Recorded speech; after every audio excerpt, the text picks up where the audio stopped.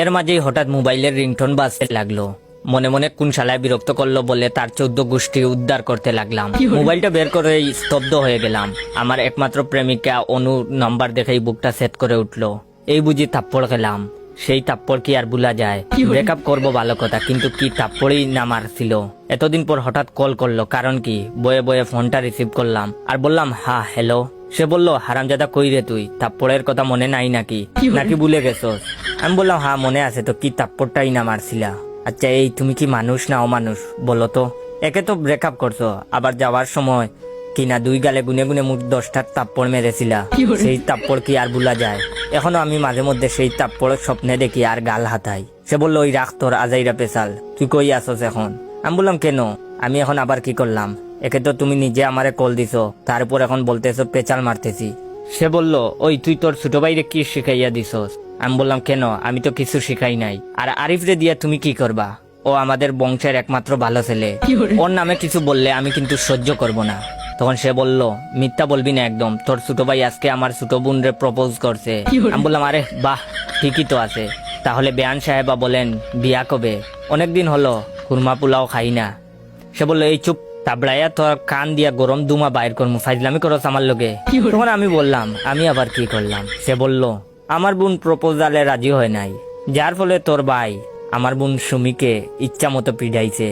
আমি বললাম সাব্বাস, এই না হলো আমার ভাই, আমার অপমানের প্রতিশোধ নিছে আমার ভাই। সে বলল, তোর বাইরে বাঁচাইতে চাইলে এক্ষুনি লেকের পার আয়। আমার বুঝতে আর বাকি রইল না, কাহিনী জটিল। তাড়াতাড়ি ফোনটা কেটে দিয়ে লেকের দিকে দৌড় দিলাম। আগে বাইকে বাঁচিয়ে নিয়ে আসি, পরেরটা পরে চিন্তা করা যাবে। লেক বেশি দূর না, তাকায় 20 মিনিটের বেশি সময় লাগলো না। দেখি ছোট ভাইকে অনু হাত দিয়ে ধরে রেখেছে। সুমির দিকে তাকিয়ে দেখি তার নাকের মাথা লাল হয়ে গেছে। তখন অনু আমাকে দেখে বলল, তোর ভাইয়ের বিচার কর, তা না হলে কি করব? বলেই আরিফকে আমার দিকে এগিয়ে দিল। অনুর হাত থেকে ছাড়া পেয়ে আরিফ বিদ্যুৎ গতিতে দৌড়ে গিয়ে সুমিকে গুমুর গুমুর করে কিল শুরু করলো।